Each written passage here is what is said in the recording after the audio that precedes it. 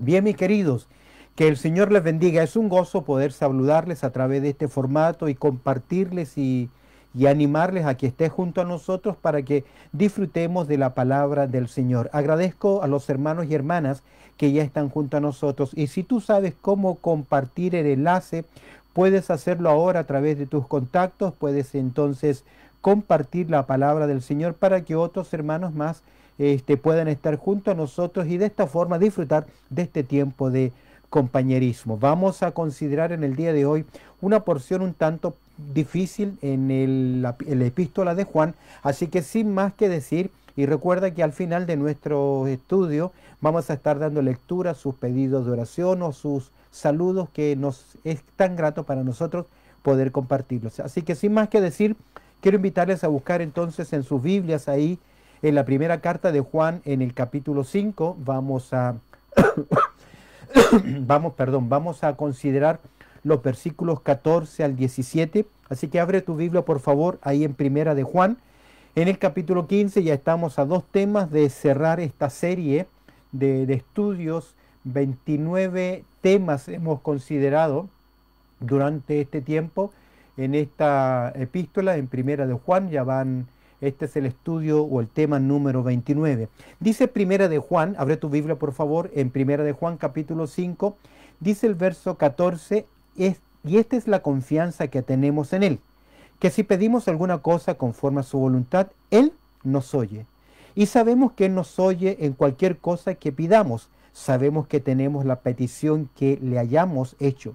Si alguno viere a su hermano cometer pecado que no sea de muerte, pedirá a Dios y le dará vida. Esto es para los que cometen pecado que no sea de muerte. Hay pecado de muerte por el cual yo no digo que se pida. Todo injusticia es pecado, pero hay pecado no de muerte. El tema que hoy quiero compartir con ustedes tiene que ver con la seguridad de orar en la voluntad de Dios y la seriedad del pecado de muerte. Tenemos frente a nosotros un par de versículos de mucho ánimo en el llamado al ministerio de la oración. Juan enfatiza el hecho de orar, estar pidiendo, clamando. Y nos enseña acá sobre el ministerio de la oración y una enseñanza solemne también sobre la seriedad del pecado de muerte. Cuando ya no podemos orar a favor de esa persona, sino esperar que sencillamente Dios tenga misericordia. Juan en estos versos nos anima sobre la oración y la seguridad que será entendida porque estamos en la dirección, esa seguridad de que nuestra oración será atendida porque estamos bajo la dirección de la voluntad de Dios, a la vez que nos instruye en un punto donde, aunque sabemos que la oración es efectiva, no será contestada de acuerdo con nuestro deseo porque Dios ha tomado o encaminado ya una acción. ¿Qué quiero decir con esto? Que nos vamos a encontrar acá con dos verdades que en un momento parecieran que son diametralmente opuestas, pero que Juan las va a colocar acá para darnos seguridad sobre la importancia que tenemos, no solo como hijos de Dios que permanecemos en la verdad, sino que también que nuestras oraciones son contestadas. Observemos juntos cómo Juan construye este argumento. En primer lugar, vamos a observar los versos 14 y 15 que tiene que ver con la seguridad en la oración.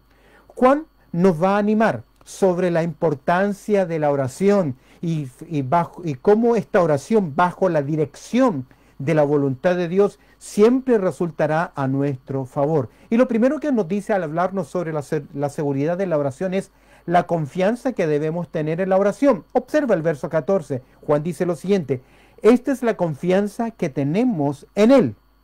¿Cuál confianza? Que si pedimos alguna cosa conforme a su voluntad, Él nos oye. 2 veces aparece el pronombre Él, enfatizando en la persona de Dios nuestra confianza en Él. Y Él dice lo siguiente: y esta es la confianza que tenemos en Él. Es interesante que el término confianza literalmente significa osadía. En el libro de los Hechos se traduce a veces como denuedo, confianza. O el atrevimiento que podemos tener para hacer algo. ¿Qué cosa? Acercarnos ante la presencia de Dios. Es decir, la confianza o la seguridad de que nos encaminamos hacia la voluntad de Dios. Esta es la confianza o la osadía. Como dice el escritor a los Hebreos, acerquémonos pues a Dios, en el capítulo 4, verso 16, acerquémonos pues a Dios confiadamente, ante el trono de la gracia para alcanzar misericordia y hallar gracia para el oportuno socorro. Aquí vemos una osadía. Tenemos confianza, así como tenemos el testimonio, tenemos seguridad de nuestra vida eterna, tenemos la seguridad del perdón de nuestros pecados, también tenemos esa confianza, esa seguridad que tenemos a través de la oración. Y es interesante notar esta confianza que tenemos a través de la oración. Permíteme bajar acá un poquito el volumen. Esta confianza que tenemos acerca de la oración. La confianza no es solo futura. La confianza que tenemos en Dios no debe ser solamente futura. Es decir, hemos entregado, sabemos que nuestro depósito es seguro, como dice el apóstol Pablo, que tenemos vida eterna, que nuestra entrada está garantizada al cielo. A veces los creyentes solamente viven en esa confianza hacia el futuro, pero ¿qué de la confianza en el presente? Esta confianza es consecuencia de la vida y la comunión que tenemos en Dios. El creyente tiene esa confianza en ser oído cuando ora, como un padre, como un hijo clama a su padre. El creyente debe tener esa confianza y Juan nos dice, debemos tener esa confianza. ¿Qué confianza? Que si pedimos alguna cosa, no hay limitación en el pedir. Es casi una llave que se nos abre todo tipo de puertas. Algunas cosas equivalen a cualquier cosa dentro del camino de la voluntad del Señor. De hecho, a Jesús hablando acerca de la oración, nuestro clamor al Padre, Él dice en Mateo capítulo 7, verso 7, pedid y se os dará, buscad y hallaréis, llamad y se os abrirá. Verso 8 dice, porque todo aquel que pide recibe, y el que busca halla, y al que llama se le abrirá. Recuerda Jeremías capítulo 33, verso 3, clama a mí que yo te responderé. Es por eso que tenemos confianza en la oración. Juan que nos dice, y esta es la confianza que tenemos en Él. ¿Cuál es la confianza que tenemos en Él? Que si pedimos alguna cosa, y agrega ahora la condición en la oración, ¿cuál es? Conforme a su voluntad. Es interesante el conocer la voluntad de Dios, queridos. La voluntad de Dios es clara y está expresa para nosotros en su palabra. No podemos ir por la vida cristiana pidiendo o haciendo oraciones que son contrarias a la voluntad de Dios. Ahora, para conocer la voluntad de Dios, usted debe conocer la palabra. Al enfrentarnos cara a cara a la palabra, ella nos santifica, guía nuestra mente, guía nuestro corazón y podemos encaminarnos en la oración que es correcta, conforme a su voluntad. Juan nos ha dicho dos cosas importantes con respecto a la oración. Primero, en capítulo 3, verso 22, que dice, y cualquier cosa que pidiéramos, la recibiremos de Él, porque guardamos sus mandamientos y hacemos las cosas que son agradables delante de Él. Interesante. Capítulo 3, verso 22 de Primera de Juan. Y cualquiera cosa que pidiéramos, la recibiremos de Él. ¿Por qué? Ahí lo dice, porque guardamos sus mandamientos y hacemos las cosas que son agradables delante de Él. Para Juan, entonces, las dos condiciones que va presentando la epístola es, en primer lugar, una vida ajustada a la voluntad de Dios, en obediencia a sus mandamientos. Repito, para Juan, dos consideraciones claves en la oración es que debe haber una vida ajustada a la voluntad de Dios, en obediencia a sus mandamientos. Y en segundo lugar, una oración ajustada a la voluntad de Dios. Primero, una vida que se ajusta a la voluntad de Dios. Y en segundo lugar, una oración que se ajusta también a la voluntad de Dios, si pedimos conforme a su voluntad. La oración no es no es solamente el sistema para que Dios haga la voluntad del creyente, sino el medio divino para que el creyente ajuste su voluntad a la voluntad de Dios. Al orar, nosotros depositamos nuestra confianza, pero abrimos nuestro corazón para ser sensibles a la dirección de Dios. Al conocer la palabra de Dios, podemos orar de acuerdo con la voluntad de Dios. La abrazamos, la cumplimos, como Jesús lo enseñó en el Padre Nuestro. ¿Recuerdas? Mateo capítulo 6, verso 10. Hágase tu voluntad, como en el cielo, así también en la tierra. Entonces, en nuestra oración, en el conocimiento de la palabra de Dios, en la búsqueda de entender su voluntad, nuestro espíritu comienza a ajustarse a la obra del Señor y comenzamos a pedir en la dirección que es correcta, subordinados a la voluntad de Dios. De hecho, este es el ejemplo de la oración en la iglesia del primer siglo y aún también del apóstol Pablo. Nuestras oraciones por lo general giran en torno al yo y a mí. Te pido que me bendigas, yo te pido por mi familia y yo y mí y solamente nuestros intereses. Si miras rápidamente en el libro de los Hechos, en el capítulo 4, verso 24 en adelante, vas a ver cómo la iglesia apostólica, la iglesia del primer siglo, oraba en la dirección correcta, en sujeción a la voluntad de Dios. De hecho, se va a notar cada vez que expresa la palabra tú. Voy a leer en Hechos capítulo 4, verso 24. Dice así: y ellos, hablando de la iglesia apostólica, habiendo oído, alzaron unánime la voz a Dios y dijeron: soberano Señor, tú eres el Dios que hiciste el cielo y la tierra, el mar y todo lo que en ellos hay. Reconocen su grandeza, su soberanía. Porque por boca de David, tu siervo, dijiste: ¿por qué se amotinan las gentes y los pueblos piensan cosas vanas? Citan las escrituras, la voluntad de Dios. Dice el verso 26, se reunieron los reyes de esta tierra y los príncipes se juntaron en contra el Señor y contra su Cristo, porque verdaderamente se unieron en esta ciudad contra tu santo Hijo Jesús, a quien ungiste, Herodes y Poncio Pilato, con los gentiles y el pueblo de Israel, para cuanto tu mano y tu consejo habían antes determinado que sucedieran. Verso 29 de Hechos capítulo 4, dice el verso 29, y ahora, Señor, mira sus amenazas y concede a tus siervos que con todo de nuevo hablen tu palabra, mientras extiendes tu mano para que se hagan sanidades y señales y prodigios mediante el nombre de tu santo Hijo Jesús. ¿Ves las veces que gira en torno a Dios tú?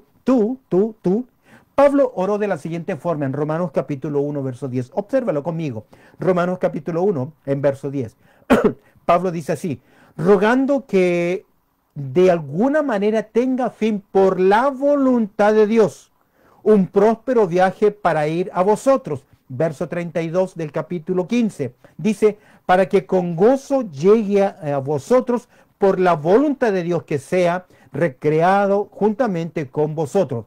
Es interesante cómo Pablo, la iglesia del primer siglo, oraron en la dirección correcta. Hemos visto la confianza en la oración, pero hemos visto la condición en la oración. ¿Cuál es la condición? Una vida que se ajusta a la voluntad de Dios y una oración que se ajusta también a la voluntad de Dios. Observa conmigo la certeza de la oración. Si pedimos, dice el verso 14, y esta es la confianza que tenemos en Él. Esto es en Cristo, en el Señor, en la persona a quien nos dirigimos en oración. Que si pedimos alguna cosa conforme a su voluntad, mira la certeza de la oración, Él nos oye. Ahora, no solo conoce nuestro pedido. Salmo 139, verso 4 dice algo sorprendente. David lo escribió: pues aún no está la palabra en mi lengua, ya que, oh Jehová, tú la sabes todas.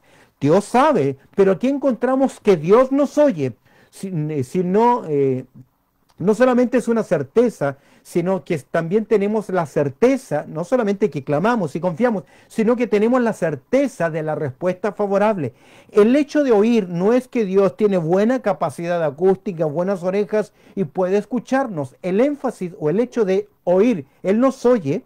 El oír significa que Dios escucha para concederle lo que se pide.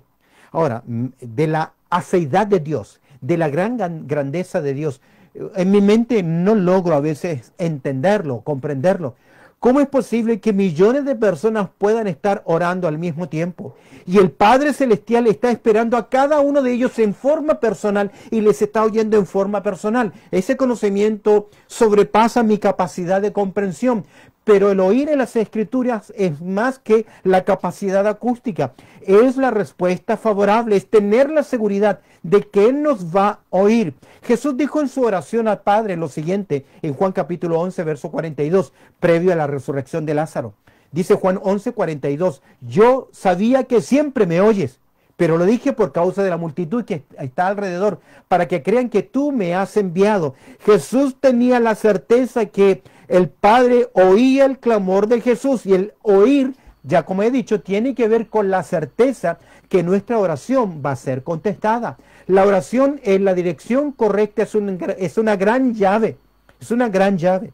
Juan 9:31, si lo miras, dice algo interesante, algo que sorprende, pero es interesante.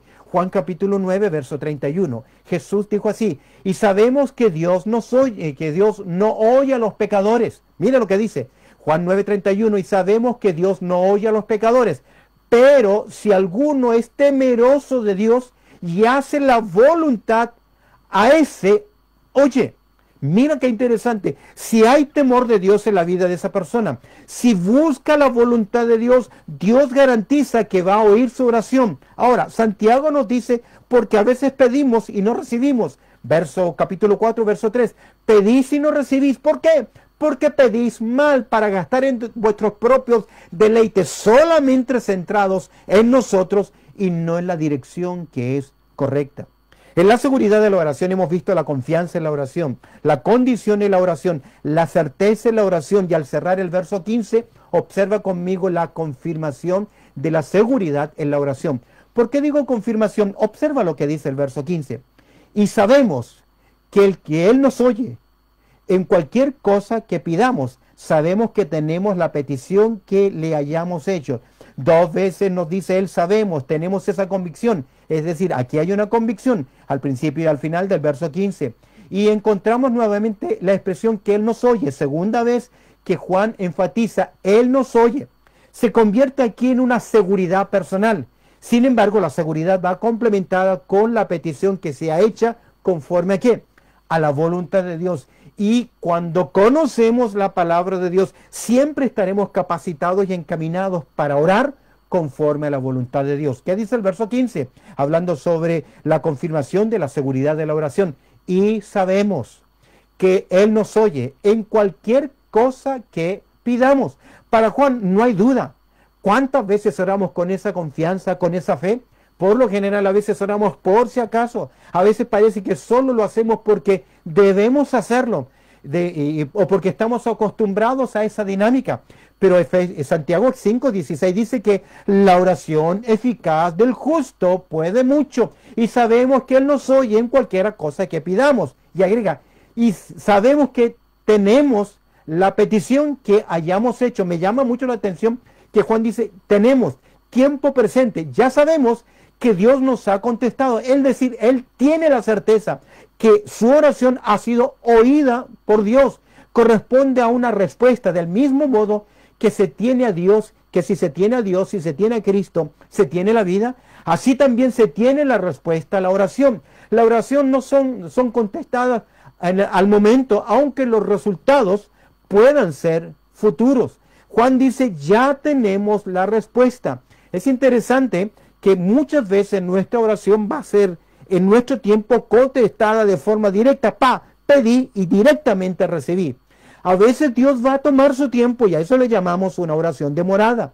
A veces Dios va a contestar la oración, pero de forma diferente. Y muchas veces Dios contesta la oración de forma denegada. De tal forma que directa, demorada, diferente, denegada, siempre Él nos oye. Es por eso que el Salmo 37:5, David expresó, encomienda a Jehová tu camino y confía en Él y Él hará. El problema es a veces que nuestra fe es demasiado débil, es demasiado confiada en nosotros, en nuestras capacidades, y no confiamos en la gran soberanía, en los propósitos de Dios, en la eficacia de la oración. El creyente debe moverse, yo debo moverme día a día en oración. Muchas cosas no ocurren porque no confiamos, no tenemos esa confianza. Encomienda a Jehová tu camino, dice el Salmo 37:5. Confía en Él, ¿y qué? Y Él hará. Ahora, dentro de la narrativa de Juan, hemos visto la seguridad en la oración.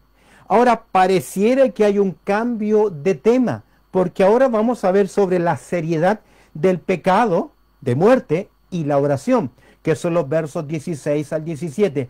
Creo que armonizan en el pensamiento, en la narrativa de Juan, porque Juan viene diciendo, tenemos garantía de nuestra oración. Dios siempre oye, pero aquí nos va a presentar un caso donde no es que la oración falla, sino que la voluntad de Dios y la dirección de Dios tiene un propósito soberano diferente. Observa conmigo ahora la seriedad del pecado y la oración. En primer lugar, vamos a observar la caída en pecado de un hermano. Dice el verso 16 lo siguiente, 1 de Juan capítulo 5, versículo 16. Si alguno viere a un hermano cometer pecado que no sea de muerte, pedirá a Dios y Dios le dará vida. Esto es para los que cometen pecado que no sea de muerte. Hay pecado de muerte por el cual yo no digo que se impida. Veamos en primer lugar la caída en pecado de un hermano. Si alguno viere a su hermano, tiendo a creer que se refiere, al utilizar el término adelfos, hermano, que es un creyente. Algunos comentaristas dirán que son los apóstatas que estaban con nosotros, o son los falsos maestros, o son personas inconversas. Tiendo a creer que Juan está pensando en creyentes, en hijos de Dios. De hecho, desde el capítulo 3 en adelante, enfatiza esa verdad de la familia, que somos hermanos, que debemos amar al que nos engendró y debemos amar a aquellos que han sido engendrados. Si alguno viera a su hermano, el hecho de ver es observar.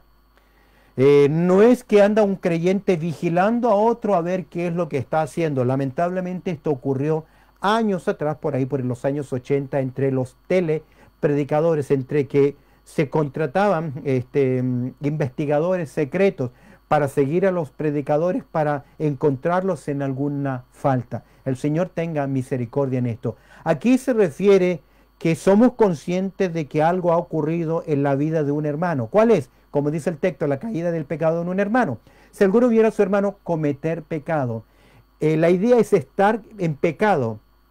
Comprende no solo una caída ocasional, sino el pecado que está cometiendo y que de alguna forma lo está manteniendo oculto, es decir, sin confesarlo. Lo que impide, ese pecado oculto en ese creyente, impide su crecimiento y su bendición espiritual. Queridos, debemos examinar nuestras vidas, porque el llamado del Señor es crecer en nuestra santificación, pero a veces cuando hay pecados ocultos, amarguras, falta de perdón, cosas que no reconocemos, lamentablemente nuestra vida espiritual comienza a decaer. Es por eso que Proverbios 28:13 enseña una verdad interesante. Proverbios capítulo 28, verso 13. El que encubre su pecado no prosperará, mas el que los confiesa y se aparta, dice el texto, alcanzará misericordia. Ahora, cometer pecado. Todo creyente peca. Juan 1:10, capítulo 1, verso 10 dice, si decimos que no tenemos pecado, estamos mintiendo y estamos haciendo a Dios mentiroso. Y también nos dice que la solución al problema de nuestro pecado es la confesión, ponernos del lado de Dios. Pero Juan señala que a un creyente que ha pecado y cuya situación es de conocimiento de otro hermano. Es decir, otro hermano sabe que este creyente está pecando.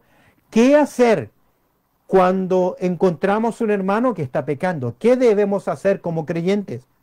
Recuerdo el consejo del apóstol Pablo en Gálatas capítulo 6, versículos 1 y 2. Quiero leer para ustedes, y esto es muy importante que usted lo marque. Dice el apóstol Pablo en Gálatas capítulo 6, verso 1. Hermanos, si alguno fuere sorprendido en alguna falta, vosotros que sois, miren, ahí hay una falta, hay una caída, una resbala en pecado, y posiblemente hay una acción continua pecaminosa. Llama creyentes, hermanos, si alguno fuere sorprendido en alguna falta, mira, vosotros que sois, en primer lugar, espirituales, debe ser un creyente espiritual. ¿Por qué? Como decía mi abuela, si usted va a acusar a otra persona y usted tiene tejado de vidrio, tenga cuidado que usted también se va a caer. Y mira las condiciones, mira la razón. Si vemos a alguien, es para restaurarle, es para volver a su lugar correcto. No es para denunciarle, no es para condenarle, no es para enjuiciarle, sino para tener gracia y misericordia. Hermanos, si alguno fuera sorprendido en alguna falta, vosotros que sois espirituales, restaurarle. ¿Cómo? En primer lugar, con espíritu de mansedumbre. No es al choque, no es maltratar. Efesios 4 dice que debe decirse la verdad en amor. Si no la dice en amor, no la diga, porque ese es el mandato. Sobre la verdad está la verdad, el amor. Tiene que ser hecho en amor. Dice Pablo, espíritu de mansedumbre. Segundo, considerándote a ti mismo, no sea que tú también seas tentado. Verso 2 dice, sobrellevar los unos las cargas de los otros, y de esta forma cumplimos así la ley de Cristo. ¿Cuál es la ley de Cristo? Amar a nuestros hermanos. Me parece que lo normal hoy es acusar, condenar, enjuiciar y no restaurar. Pero aquí este es el consejo, y Juan nos dice lo siguiente. En primer lugar, pensando en la seriedad del pecado y la oración, la caída en pecado de un hermano. Si alguno viera a un hermano cometer pecado. Ahora, la catalogación o la categoría o catalogación del pecado del hermano, que no sea de muerte. El griego dice literalmente pecando con pecado, o pecando un pecado que no sea de muerte. Hay pues pecados para muerte y pecados que no es para muerte. En este caso es un pecado que no conduce a la muerte. Y Juan claramente ya nos está diciendo que hay pecados que van a conducir a la muerte, que no sea de muerte. Los creyentes pueden pecar hasta un punto que puede llevarlos como resultado la muerte física como parte de la disciplina o del juicio divino. Juan está hablando de la catalogación de pecado. Hay pecado que es de muerte y hay pecado que no es de muerte. Juan no nos dice cuál es el pecado de muerte y cuál no lo es. Esto está en la mente de Dios. Pero es claro en las Escrituras que creyentes pueden llegar a un punto en su vida que reciban la disciplina del Señor, Hebreos capítulo 12, o que reciban un juicio de parte de Dios, como en 1 Corintios capítulo 11, verso 30, donde Pablo dice en 1 Corintios 11, 30, por lo cual hay muchos enfermos y debilitados entre vosotros, y muchos duermen. Y esta es la acción judicial de Dios para que los creyentes no sean condenados al igual que el mundo va a ser condenado. Dios enjuicia a los suyos, y aquí vemos que hay algunos enfermos, otros que están muy débiles en sus vidas espirituales, y otros Dios decidió darles muerte. Si retrocedes un par de capítulos y llegas al capítulo 5, verso 5, te encuentras que el apóstol Pablo aconseja a la iglesia a enfrentar un pecado de un creyente que está cometiendo pecado de incesto, el cual tiene que ser disciplinado. Y la acción apostólica disciplinaria dice lo siguiente, 1 Corintios 5, 5. El tal se ha entregado a Satanás para la destrucción de la carne. En otras palabras, disciplina, juicio divino sobre esa persona, que en esencia también es un acto de la gracia de Dios. Pero en nuestro contexto vemos la catalogación de pecado del hermano. Ahora, ¿cuál debe ser el conducir del pueblo de Dios? Pedirá. Dice el texto, seguro viera a su hermano cometer pecado que no sea de muerte, ¿qué debe hacer? Pedirá, clamar por el hermano, porque debemos cuidarnos los unos a los otros y no debemos tener la respuesta como tuvo Caín acerca de su hermano Abel cuando Dios le pregunta acerca de su hermano Abel después de haberlo asesinado. Caín dice lo siguiente en Génesis capítulo 4, verso 9, ¿soy yo acaso guarda de mi hermano? ¿Soy yo acaso el pastor de mi hermano? Y la respuesta es sí. Usted y yo debemos pastorearnos, usted y yo debemos cuidarnos. No simplemente en mi función como pastor ministrar, guiarle, enseñarle la verdad, alimentarlo, advertirlo del error, sino que también entre creyentes debemos pastorearnos, cuidarnos. El punto está en no divulgar el pecado, sino llevarlo en oración a la presencia, intercediendo por esa persona. Pedirá. La oración de intercesión por los hermanos es conforme a la voluntad de Dios y es eficaz. Quiero leer para ustedes Efesios capítulo 6, verso 18, donde Pablo habla sobre la armadura del creyente y cerrando la armadura del creyente habla sobre la oración. Y dice lo siguiente, Efesios capítulo 6, verso 18, orando en todo tiempo, con toda oración y súplica en el Espíritu, y velando en ello con toda perseverancia y súplica por todos los santos. Es un deber y es la voluntad de Dios orar por los hermanos, especialmente por aquel hermano que se está deslizando, que está andando carnalmente. Porque nuestra exhortación va a ser buena, nuestra confrontación, la palabra de Dios hará su trabajo, pero debemos orar para que el Espíritu Santo quebrante esa vida, porque usted y yo no podemos quebrantar vidas, solo lo hace la palabra de Dios y el Espíritu de Dios. Y mira la consecuencia de la oración, y Dios le dará vida. Aquí creo que la vida no es vida eterna, sino que va a conservar la vida o la salud. Es posible que por su pecado Dios pueda llevarlo en ese proceso disciplinario, como en Santiago capítulo 15, verso 14 y 15, que se llama a los ancianos, y la oración de fe salvará al enfermo, y si hubiese cometido pecados, le serán perdonados. La práctica del pecado condujo a la enfermedad de algunos en Corinto. Ocurrió con el salmista y ocurre también en el día de hoy. El salmista cuando pecó, dice el Salmo 32, 51, mientras cayese envejecieron mis huesos. Y es importante la intercesión que conducirá a la restauración, al arrepentimiento, la confesión, la restauración, como medio para la oportuna intervención de Dios en su vida. Pudiera tratarse también del pecado que aún sin producir enfermedad o debilitamiento impide, como todo pecado, sin confesar, el crecimiento y la comunión. Es por eso que debemos examinarnos. La oración de intercesión y la restauración a la vida plena como respuesta al ruego es algo clave en la vida cristiana. Pero mire el cambio de la situación.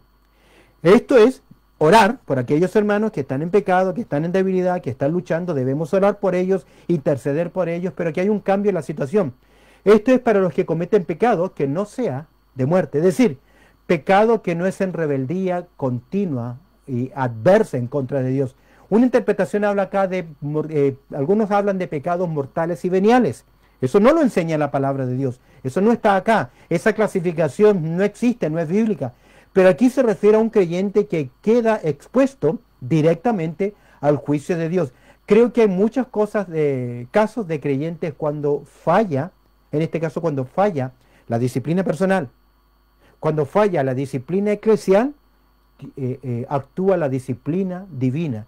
Y hay algunos que están bajo ese juicio de parte de Dios. Sabemos que no hay condenación, serán salvos, porque no hay condenación para los que están en Cristo Jesús. Pero sí puede haber disciplina para pureza, para restauración, o también Dios puede cortar la vida de una persona. En la economía antiguo testamentaria, el pecado voluntario, el pecado de rebeldía, era condenado drásticamente. Leo para ustedes Números capítulo 15, verso 30. Mas la persona que hiciere algo con soberbia, así el natural como el extranjero, ultraja a Jehová. Esa persona será cortada de medio de su pueblo. Es decir, que bajo la antigua economía, Dios fue severo. En la nueva economía, el principio es el mismo. El creyente puede ser disciplinado, cortado por el Señor. En Hebreos capítulo 10, verso 27 dice, si no una horrenda expectación de juicio y de hervor de fuego que ha de devorar a los adversarios, como Nadab y Abiú, como Ananías y Zafira, como el caso del que pecado en incesto en Corintios capítulo 5, o los hermanos en Corintios capítulo 11, que fueron disciplinados. Dios puede disciplinar a una persona al punto de cortarlo. Ahora, el pecado voluntario es un desprecio manifiesto a Dios. Por lo tanto, lo que debe esperar aquel que peca así voluntariamente, primero es el juicio sobre él, y segundo, la disciplina divina, que puede incluir que Dios lo corte. En el tiempo apostólico se estableció en acción frente a los pecados graves de disciplina, que Dios interviene en muerte a Ananías y Zafira, el caso del pecado de incesto y, como decía, el caso por el problema de la cena del Señor. Ahora, pero no debemos confundirlo, el conducir frente al pecado a muerte. ¿Cuál es el consejo de Juan? Hay pecado de muerte, por el cual yo no digo que se pida. Aquí encontramos una prohibición. Ya no sabemos quiénes son. No sabemos en este punto. Pero llega un punto en que, aunque oremos, Dios ya ha encaminado o ha determinado una acción. Eso me hace recordar las palabras de Dios a Jeremías en el capítulo 11. Si tú lees Jeremías capítulo 11, Dios confronta a la nación de Israel por su rebelión. Ellos pactaron con Dios. Y Deuteronomio lo declara en el capítulo 28. Si ustedes me obedecen, yo los voy a bendecir. Pero si me desobedecen, juicio va a venir sobre su vida. Y eso ocurrió. Y Jeremías en el capítulo 11, verso 14, recibe estas palabras. Tú pues, le dijo Dios a Jeremías, hablando sobre la tribu de Judá y Benjamín, tú pues no ores por este pueblo. Mira qué interesante. Tú pues no ores por este pueblo, ni levantes por ellos clamor ni oración, porque yo no oiré en el día en que su aflicción clamen a mí. Hay una acción judicial. Si avanzas en Jeremías, en el capítulo 14, verso 11, dice así, me dijo Jehová, no ruegues por este pueblo para bien. Esto alcanzaría la disciplina de ser entregados para muerte. Una práctica, como digo yo, que ocurrió en el primer siglo y que Juan nos dice aquí, momento, hay cierto punto en la vida de un creyente que no se debe orar. El tiempo se me ha ido rápidamente. El verso 17, vemos acá una clasificación de pecado en el creyente. Toda injusticia es pecado, pero hay pecado no de muerte. Es decir, La condición de pecado siempre es pecado. Todo aquel que comete pecado infringe la ley de Dios. Eso es en capítulo 3, verso 4 de Primera de Juan. Pero también encontramos acá, pero hay pecado no de muerte. Cambiándolo, diría, hay pecado que es de muerte. Todo pecado es grave porque es injusticia. Pero solo algunos, para algunos es pecado de muerte. Solo Dios lo sabe.